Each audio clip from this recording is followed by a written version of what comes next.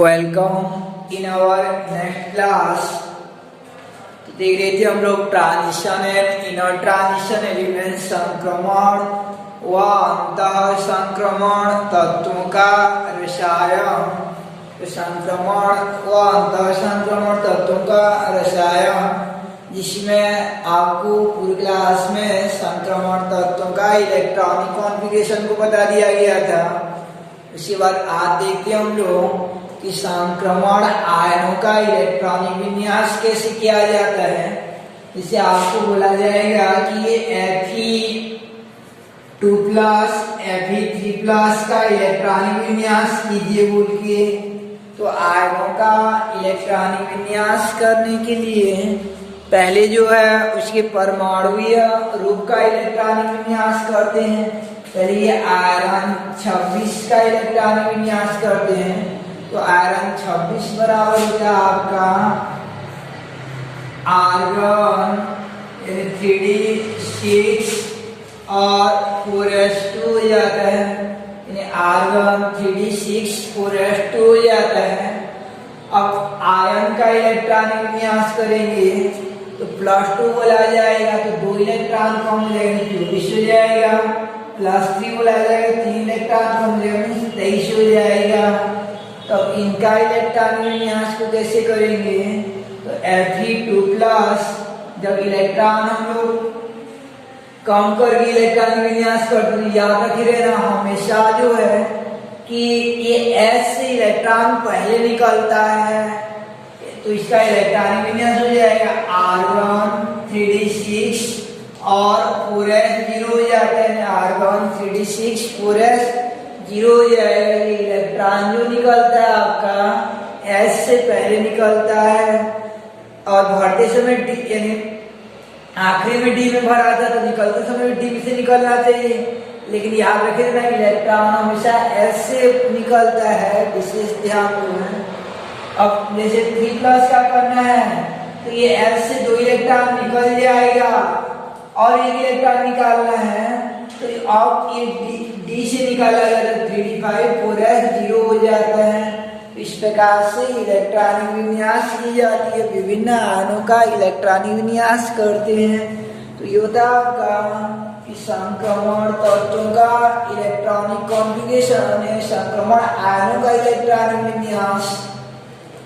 अब देखते हैं हम लोग कि संक्रमण तत्वों के कुछ अभिलाक्षणिक गुण जो है, कुछ महत्वपूर्ण अभिलाक्षणिक गुण, जिनमें से अभिलाक्षणिक गुणधर्म में आपका पहला अभिलाक्षणिक गुण होता है कि संक्रमण तत्वों का अभिलाक्षणिक गुणधर्म, जिनमें से पहला होता है परमाणुीय आकार या परमाणुीय त्रिज्या, एटॉमिक रेडियस।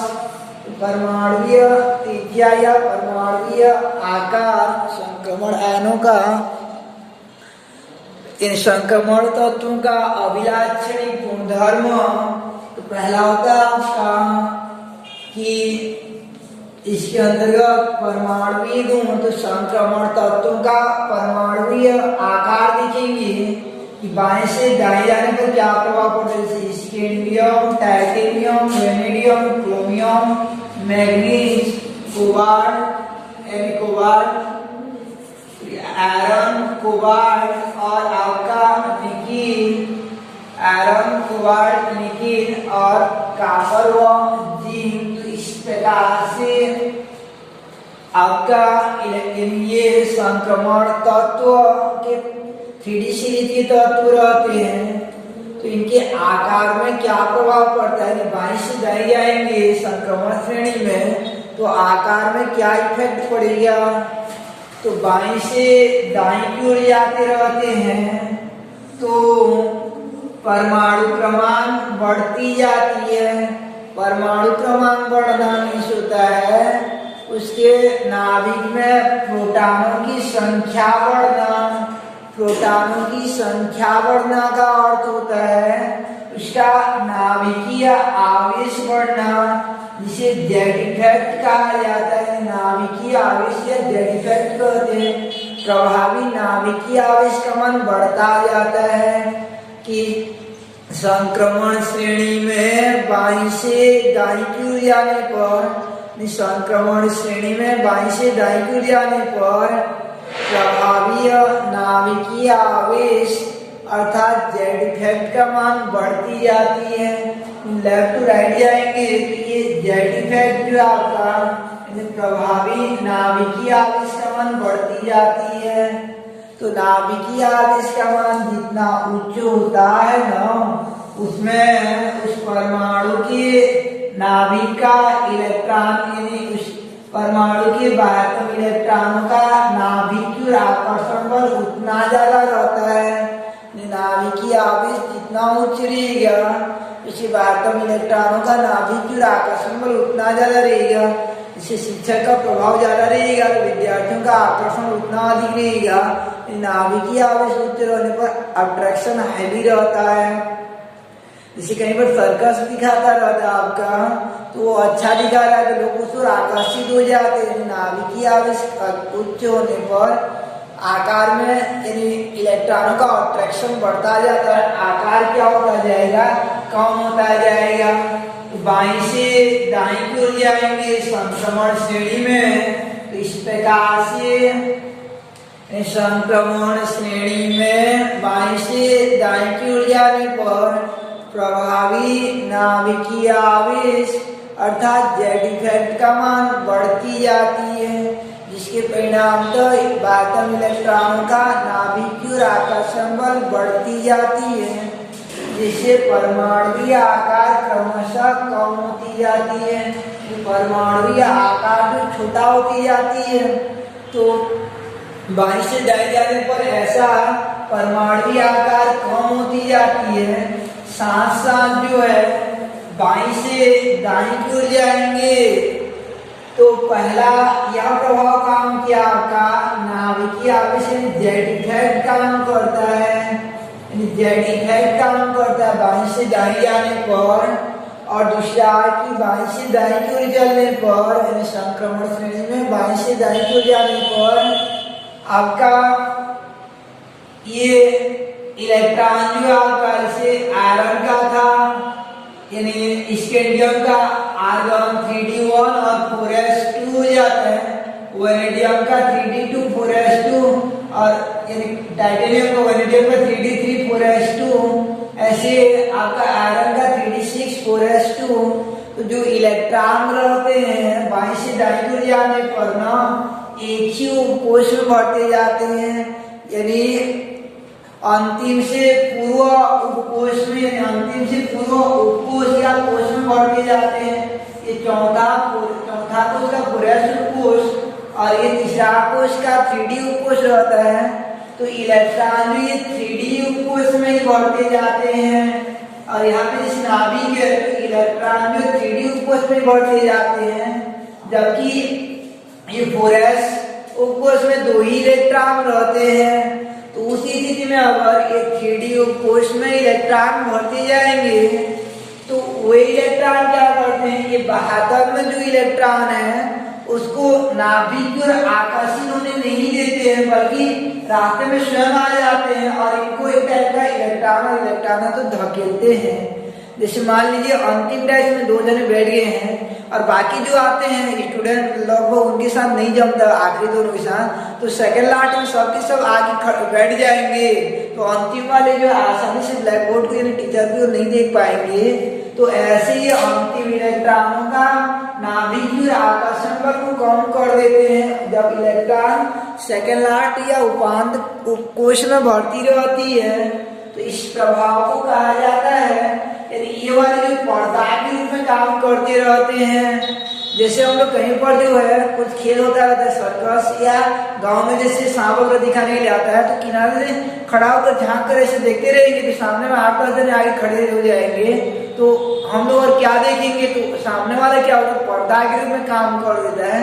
तो ऐसे ये वाला क्या करता है आपका एक पर्दा के रूप में काम कर देता है, यानी एक स्क्रीन के रूप में काम कर देता है। तो इनके द्वारा क्या हो जाता है कि उपांत कोश यानी उपांत कोश द्वारा अंतिम कोश के इलेक्ट्रॉनों को नाभिक की ओर होने वाला आकर्षण बल को कम कर देने वाला प्रभाव को कहा जाता है परिरक्षण प्रभाव कहा जाता है। परिरक्षण प्रभाव या शील्डिंग इफेक्ट कहा जाता है या स्क्रीनिंग इफेक्ट पर्दा प्रभाव कहते हैं कि उपांत कोश के इलेक्ट्रॉनों के कारण उपांत कोश किसी परमाणु के उपांत कोश में उपस्थित इलेक्ट्रॉनों के कारण अंतिम कोश में स्थित इलेक्ट्रॉनों का नाभिक की ओर होने वाला आकर्षण बल में कमी को परिरक्षण प्रभाव कहते हैं।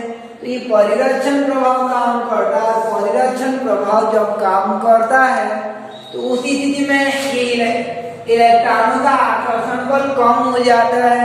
इलेक्ट्रॉनों का आकर्षण बल कम हो जाएगा तो एक टाइप का जो है ये इलेक्ट्रॉन उनको प्रतिकर्षित करना स्टार्ट कर देता है सेकंड लास्ट वाले। तो परिरक्षण प्रभाव के कारण जो परमाणु आकार में अपेक्षाकृत वृद्धि होना प्रारंभ हो जाती है।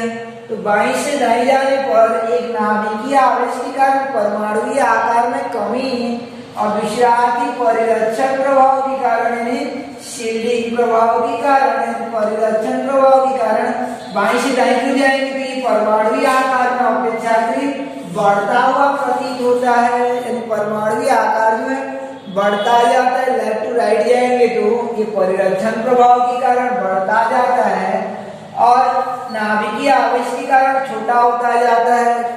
तो चूंकि बाईं से दाईं को जाने पर दोनों प्रभाव कार्यरत रहते हैं अतः एक दूसरे के प्रभाव को निरस्त कर देते हैं। यही कारण है कि संक्रमण श्रेणी में बाईं से दाईं को जाएंगे तो ये परमाणु आकार लगभग एक समान बना रहता है। न तो घटता हुआ प्रतीत होगा नहीं बढ़ता हुआ प्रतीत होता है अपितु लगभग एक समान रहता है। कि संक्रमण श्रेणी में बाईं से दाईं की ओर जाने पर संक्रमण श्रेणी में बाईं से दाईं की ओर जाने पर प्रभावी नाभिकीय आवेश का मान बढ़ता जाता है। जिससे परमाणु आकार में क्रमशः कमी होती जानी चाहिए किंतु साथ साथ परिरक्षण प्रभाव भी कार्यरत रहता है जिसके कारण परमाणु आकार लगभग एक समान बना रहता है। इस प्रकार सामान्यतः हम ये जानते हैं बाईं से दाईं जाने पर आकार में कमी होता है लेकिन याद रखना संक्रमण श्रेणी में बाईं से दाईं की ओर जाने पर परमाणु आकार लगभग एक समान बना रहता है क्योंकि दो इफेक्ट काम करता है एक शील्डिंग इफेक्ट और एक आपका जेड इफेक्ट यानी प्रभावी नाभिकीय आवेश काम करता है जिससे आकार जो लगभग एक समान बना रहता है। यहाँ से क्वेश्चन आ जाता है आपका कि ये क्रोमियम से कॉपर तक का त्रिज्या यानी क्रोमियम से कॉपर तक का त्रिज्या लगभग एक समान होती है क्यों? तो उसका आंसर भी यही हो जाता है कि जेड इफेक्ट काम करता है आपका और परिरक्षण प्रभाव जिसके कारण दोनों एक दूसरे को निरस्त कर देते हैं। एक बढ़ाने वाला रहता है आकार को और एक घटाने वाला रहता है तो एक दूसरे के विपरीत प्रभाव होने के कारण एक दूसरे के प्रभाव को निरस्त कर देंगे जिससे परमाणु आकार जो लगभग एक समान बना रहता है। तो इस प्रकार से ये आपका संक्रमण श्रेणी में बाईं से दाईं की ओर जाने पर क्या प्रभाव पड़ेगा इन परमाणु आकार में जो है क्या इफेक्ट पड़ता है उसके एटॉमिक रेडियस में। तो संक्रमण श्रेणी का परमाणुीय गुण के अंतर्गत यानी अभिलाक्षणिक गुण के अंतर्गत आपका यानी ये अभिलाक्षणिक गुण के अंतर्गत पहला परमाणुीय आकार की संक्रमण श्रेणी में बाईं से दाईं की ओर जाने पर प्रभावी नाभिकीय आवेश यानी जेड इफेक्ट एवं परिरक्षण प्रभाव के मान प्रभावी नाभिकीय आवेश व परिरक्षण प्रभाव के मान में वृद्धि होती जाती है। इनमें से नाभिकीय आवेश बढ़ने पर परमाणु आकार में कमी जबकि परिरक्षण प्रभाव बढ़ने से परमाणु आकार में वृद्धि होती जाती है। ये दोनों प्रभाव एक दूसरे के विपरीत होने के कारण एक दूसरे को निरस्त कर देते हैं जिसके परिणामतः परमाणु आकार लगभग एक समान बना रहता है। बाईं से दाईं जाने पर दोनों बढ़ता है प्रभावी नाभिकीय आवेश और आपका परिरक्षण प्रभाव आकार को बढ़ाता है नाभिकीय आवेश कम करता है। दोनों एक दूसरे को निरस्त कर देते हैं जिससे परमाणु आकार जो लगभग एक समान बना रहता है। तो ये आपका परमाणु आकार जैसे एग्जाम्पल हो जाता है आपका कि क्रोमियम से कॉपर तक का परमाणु त्रिज्या लगभग एक समान रहती है। उसके बाद दूसरा अभिलाक्षणिक गुण होता है आपका आयनन ऊर्जा।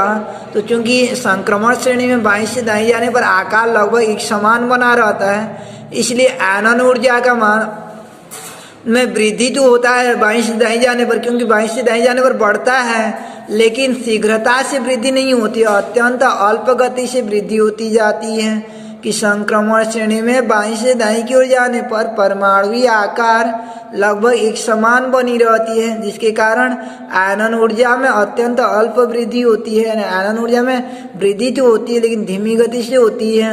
उसके बाद तीसरा होता है आपका आक्सीकरण अवस्था। तो देखते हैं ये ऑक्सीडेशन स्टेज यानी आक्सीकरण अवस्था का अभिप्राय क्या रहता है, यानी इसका अभिलाक्षणिक गुण में ऑक्सीडेशन स्टेज। तो अगला अभिलाक्षणिक गुण में होता है आपका कि ऑक्सीकरण अवस्था यानी ऑक्सीडेशन स्टेज बनाते हैं। तो संक्रमण तत्व याद रखिए ना, परिवर्ती ऑक्सीकरण अवस्था को प्रदर्शित करते हैं। यानी परिवर्ती ऑक्सीकरण अवस्था का अर्थ होता है एक से अधिक ऑक्सीकरण अवस्था को दर्शाते हैं, यानी बदलता रहता है उनका ऑक्सीकरण जो है। जैसे आयरन का होता है आपका, आयरन का ये धन 2 भी दर्शाता है, धन 3 भी। जैसे कॉपर का होता है आपका धन 1 धन 2 ऐसा दर्शाता है आपका।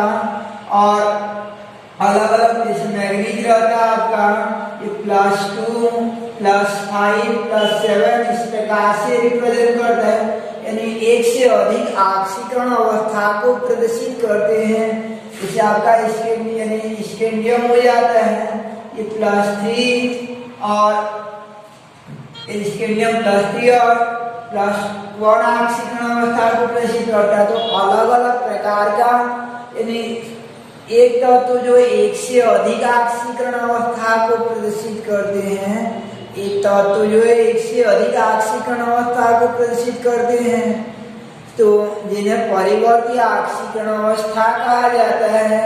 तो संक्रमण तत्व परिवर्ती ऑक्सीकरण अवस्था को प्रदर्शित करते हैं।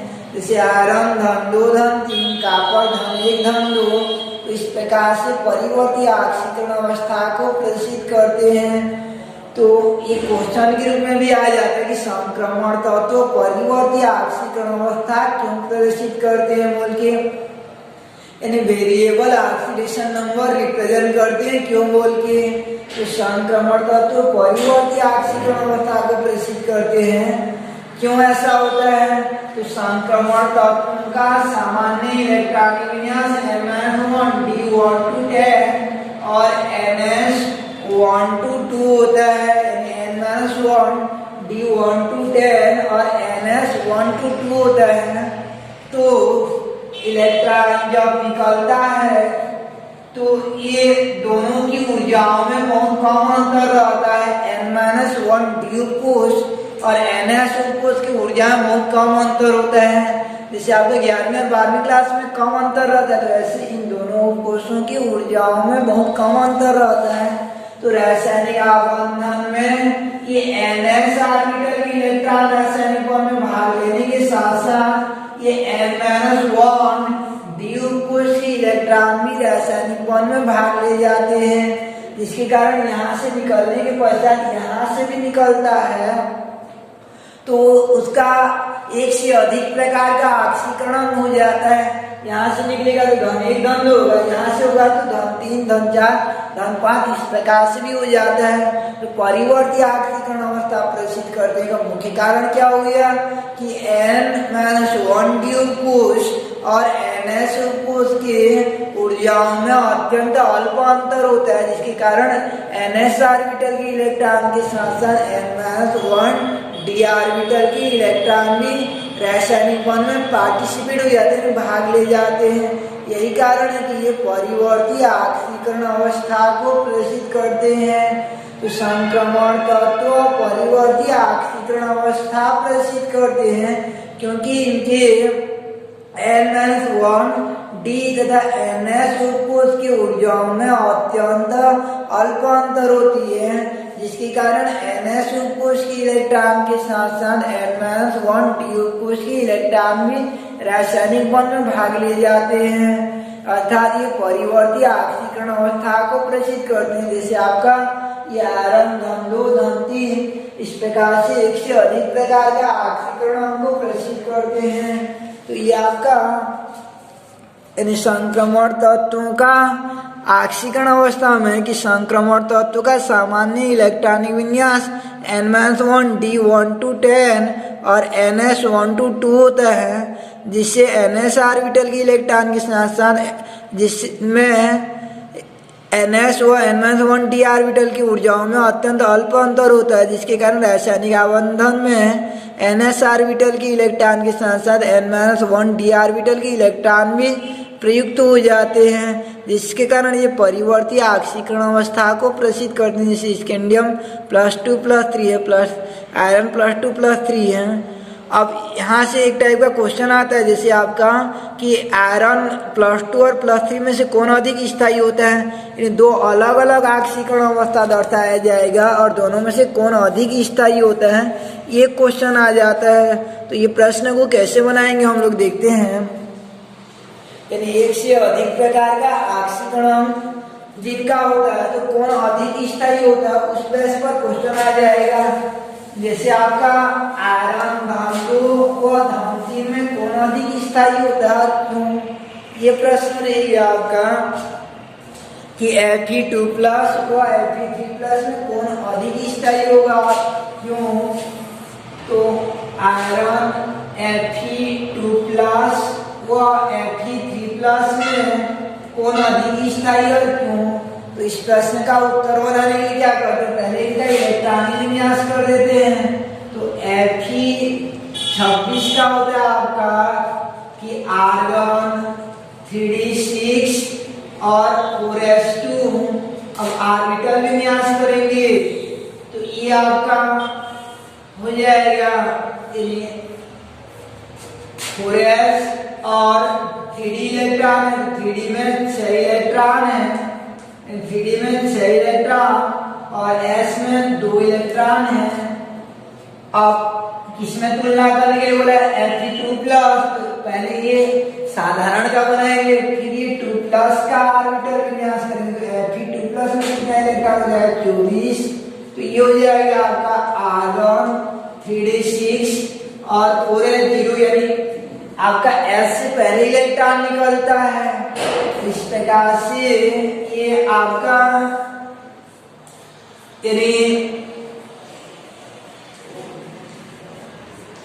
इस प्रकार इसका ऑर्बिटल विन्यास हो जाएगा। S में कोई भी इलेक्ट्रॉन नहीं है तथा Fe3+ का करेंगे तो Fe3+ में 23 होता है, मीन्स आर्गन 3d5 और 4s0।